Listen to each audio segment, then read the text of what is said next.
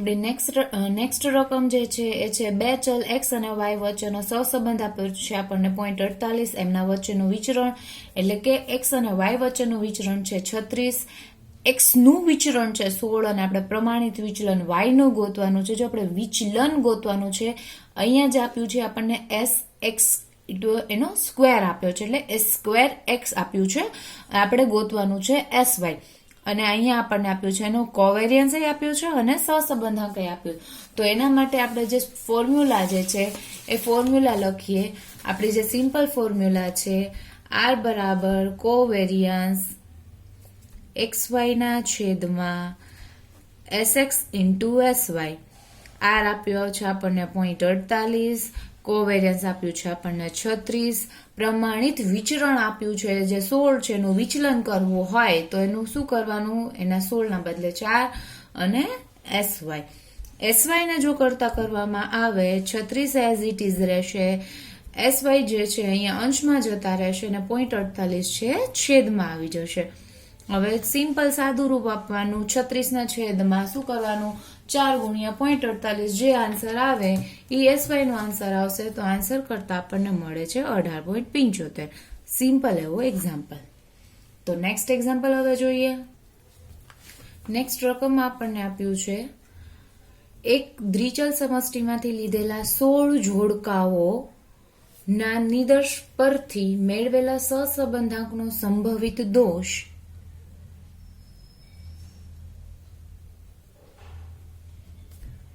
0.085 હોય તો સહસંબંધાંક શોધવાનો છે. 16 જોડકાઓ ઇટ મીન્સ n બરાબર 16 છે. સંભવિત દોષ આપણને આપી દીધો છે અને આર ગોતવાનો છે. આપણી પાસે સંભવિત દોષનું સૂત્ર છે. સંભવિત દોષ બરાબર જે ફિક્સ જ છે 0.6745 in bracket 1 minus R square under root n. સંભવિત દોષ આપણને આપ્યો છે 0.085. જે વેલ્યુ આપણને આપેલી છે એ વેલ્યુ એઝ ઇટ ઇઝ રાખી દઈએ. 1 માઇનસ આર સ્ક્વેર આપણી પાસે છે અવેલેબલ તો કે નથી, તો R square as it is. N આપણી પાસે 16 છે. 16 નું ડાયરેક્ટ હું વર્ગમૂળ દૂર કરી નાખું તો ડાયરેક્ટ 4 છે અને આ બાજુ લઈ જઈએ ઇટ મીન્સ 0.085 અને 4 નું મલ્ટિફિકેશન જો કરવામાં આવે તો મલ્ટિફિકેશન કરતા આપણો જે આન્સર છે એ બને છે 0.340 ઇક્વલ ટુ જે આગળ 0.6745 નો જે અંશ આપણી પાસે એમ નમ રહ્યો છે એને એઝ ઇટ ઇઝ લખી નાખીએ. Next one 0.340 as it is રહેશે. આ 0.6745 નું કાઉન્સ એટલે કે આ જે બ્રેકેટ આપ્યું છે એની સાથે શું થશે મલ્ટિફિકેશન થશે. તો 0.6745 ગુણ્યા 1 0.6745 ગુણ્યા આર સ્ક્વેર એટલે કે આપણે કાઉન્સ છોડીએ છીએ. એક સાથે મલ્ટિફિકેશન થાય તો એઝ ઇટ ઇઝ જ વેલ્યુ આવે. પછી અહીંયા બ્રેકેટમાં આપણી પાસે માઇનસ છે માટે માઇનસની સાઇન એઝ ઇટ ઇઝ. 0.6745 ને આર સ્ક્વેર સાથે મલ્ટિફિકેશન કરતા આવું કંઈક આન્સર બને. તો હવે આ જે પદ છે એ માઇનસ છે બરાબરની આ બાજુ લઈ જઈએ તો એ શું બની ગયું પ્લસ બની ગયું. 6745 આર સ્ક્વેર બરાબર જે 0.6745 આ જે છે એને એઝ ઇટ ઇઝ એની નાની જગ્યાએ આ 0.340 બરાબરની આ બાજુ છે બરાબરની આ બાજુ આવી જાય તો કેવા થઈ જશે એ માઇનસ થઈ જશે. એને બાદ કરીએ એમાંથી 0.6745 માઇનસ 0.340 ઇટ મીન્સ આપણી પાસે અમાઉન્ટ બચશે ઇક્વલ ટુ 0.3345. તો હવે આપણને ખ્યાલ છે હવે શું કરાય આરને કરતા કરી નખાય 0.6745 ને છેદમાં લઈ લેવાય. આર સ્ક્વેર બરાબર 0.3345 ના છેદમાં 0.6745. તો આપણી પાસે જે અમાઉન્ટ આવે છે જે ફિગર આવે છે 0.49. હવે અહીંયા વર્ગ છે આપણે આર જોઈએ છે રાઈટ. તો સામેનું શું કરી નાખવાનું વર્ગમૂળ કરી નાખવાનું તો શું આવશે 0.7. હવે 0.7 જે છે એને તમે પ્લસ ઓર માઇનસ કરો. પ્લસ કરો તો બી 0.49 આવશે, માઇનસ કરો તો બી 0.49 આવશે. માટે એની આગળ હું પ્લસ ઓર માઇનસની સાઇન લગાવું છું બરાબર. કારણ કે 0.7 નો સ્ક્વેર કરો તો બી 49 આવશે અને માઇનસ નો સ્ક્વેર કરો તો બી 49 આવશે માટે. તો હવે આપણે એક લાસ્ટ એક્ઝામ્પલ કરીને આપણું આ ચેપ્ટરને અહીંયા પૂરું કરીએ.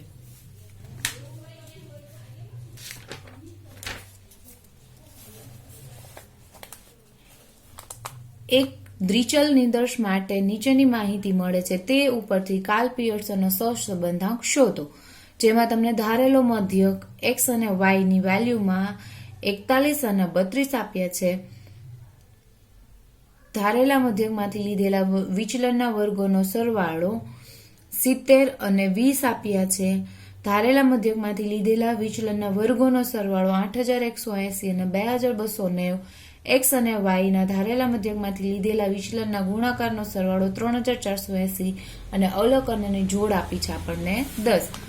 હવે આ જે રકમ આપણી પાસે અવેલેબલ છે એ રકમને ખાલી સૂત્ર મુજબ આપણે ગોઠવી દઈએ. એટલે કે જે આન્સર આપણે ગોતશું એના માટે સૌથી પહેલા એક કામ કરવાનું રહેશે કે જે ગુજરાતીમાં મોટું લખ્યું છે એને તમે નાની સાઈઝ કરી નાખો.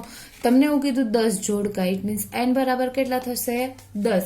હવે તમને એવું કહેવામાં આવ્યું છે કે ધારેલો મધ્યક જે છે એટલે એને આપણે સિમ્પલ વર્ડમાં એ બી કહીએ, બરાબર. પણ એ બી શું છે? જેને તમે કંઈક બાદ કરો છો એ તમારો એ કે બી બન્યો. ક્લિયર? તમને ધારેલો મધ્યક આપ્યો છે 41, ઇટ મીન્સ જે આપણે કંઈક બાદ કરીએ છીએ એ, રાઈટ. તો એ શું છે? તમારો જે એ છે જે એક્સ માંથી તમે બાદ કરો છો ને એ કયો છો 41 અને વાય ને રિલેટેડ છે એને શું કહેવામાં આવે છે? બી કહેવામાં આવે છે, જે છે 32. પછી તમને નેક્સ્ટ એવું કીધું કે ધારેલા મધ્યકમાંથી લીધેલા વિચલનનો સરવાળો. ધારેલો મધ્યક આપણે કઈ રીતના ગોતીએ છીએ? ઇટ મીન્સ યુ કઈ રીતના ગોતીએ? તો કે યુ બરાબર x માઇનસ એ.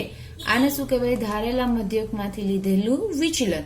તો હવે એનો સરવાળો એટલે આનો યુ મેળવીએ એનો જે સરવાળો થાય છે ઇટ મીન્સ સિગ્મા યુ. તો સિગ્મા યુ તમને કેટલો છે? 170. એની સામે સિગ્મા વી કેટલો છે? જે છે -20. વી કઈ રીતના મળે છે આપણને? તો કે વી બરાબર y માઇનસ બી. આને કહેવાય ધારેલા મધ્યકમાંથી લીધેલું વિચલન. ક્લિયર? નેક્સ્ટ જોઈએ હવે. તો એવું કીધું છે ધારેલા મધ્યકમાંથી લીધેલા વિચલનનો સરવાળો વર્ગોનો સરવાળો. તો આ ધારેલા મધ્યકમાંથી લીધેલા વિચલનનો સરવાળો છે. હવે એનો વર્ગો એટલે આપણે વર્ગને શું કહીએ છીએ? સ્ક્વેર કહીએ છીએ. તો હવે વર્ગોનો સરવાળો જે છે 1880 અને સિગ્મા વી સ્ક્વેર જે છે 2290. હવે આ બંને એક્સ અને વાય જે છે એ બંને વચ્ચેના વિચલનમાંથી લીધેલા જે છે એટલે કે મધ્યકમાંથી લીધેલા વિચલન જે છે એનો ગુણાકાર આપણને આપ્યો છે 3480. ઇટ મીન્સ એ શું બન્યું આપણું? Sigma UV. ક્લિયર? તો હવે સિમ્પલ થઈ ગયું. સૂત્ર તમારી પાસે અવેલેબલ જ છે. શું સૂત્ર છે? તો કે આર બરાબર N sigma U V minus sigma U into sigma V ના છેદમાં n sigma U square minus sigma U whole square. પણ કેવું? વર્ગમૂળમાં. એને મલ્ટિફિકેશનમાં under root n sigma V square minus sigma V નો સ્ક્વેર. અમાઉન્ટ તમારી પાસે અવેલેબલ છે અને સૂત્ર એટલે કે સૂત્રમાં કિંમત મૂકો. n ની વેલ્યુ છે 10, સિગ્મા યુવી છે 3480, સિગ્મા યુ તમારી પાસે છે 170 ને સિગ્મા વી છે -20. ફરીવાર રિપીટ કરો. n એટલે 10, સિગ્મા યુ સ્ક્વેર, બરાબર. આખા જેને વર્ગોનો સરવાળો કીધો તો એ 1880 માઇનસ આ 170 એટલે કે આ વાળું સ્ટેપ. આ એક વર્ગમૂળ પૂરું. હા, બીજું વર્ગમૂળ 10 મલ્ટિફિકેશનમાં 2290 માઇનસ -20 નો સ્ક્વેર. ક્લિયર? તો હવે સાદુરૂપ તો આપણને ખ્યાલ જ છે હવે તમને બધાને કઈ રીતે સાદુરૂપ આપવું એ. 10 નું 3480 સાથે મલ્ટિફિકેશન, આ બંનેનું મલ્ટિફિકેશન કરતા આ જે આન્સર આવે એની સાથે પ્લસ ઓર માઇનસ જે થતું હોય એ. પછી શું કરવાનું તો કે 10 અને 81 80 નું મલ્ટિફિકેશન, એમાંથી માઇનસ થશે 170 નો સ્ક્વેર. અહીંયા સેમ એજ પ્રોસેસ 10 અને 2290 નું મલ્ટિફિકેશન અને 20 નો સ્ક્વેર શું થશે માઇનસ થશે. અને લાસ્ટ જે સ્ટેપ છે સેકન્ડ લાસ્ટ સ્ટેપ એ જોઈએ હવે શું આવશે આન્સર જે આપણો છે એ લખતા જાય એટલે ઇશ્યુ ના થાય. આ બંનેનું મલ્ટિફિકેશન કરતા 34,800 માઇનસ 3,400 ના છેદમાં વર્ગમૂળની અંદર 81,800 માઇનસ 28,900 એમાંથી બીજો આ વર્ગમૂળ જે છે 10 મલ્ટિફિકેશનમાં 2290 જે છે 22,900 માઇનસ 400. થોડીક એટલા માટે સ્પીડ રાખું છું કારણ કે હવે આ સાદું રૂપ તમારા માટે કોમન થઈ ગયું છે, રાઈટ? તો નેક્સ્ટ લાસ્ટ વન સ્ટેપ કરી નાખીએ. તો જે 34,800 માંથી 3400 બાદ કરીએ એટલે આપણી પાસે બચે છે 31,400. 81,800 માંથી 28,900 બાદ કરતા વધે છે આપણી પાસે 52,900. 22,900 માંથી 400 બાદ કરતા આપણી પાસે વધે છે 22,500. તો હવે આ જે વર્ગમૂળ છે એને દૂર કરવાનું.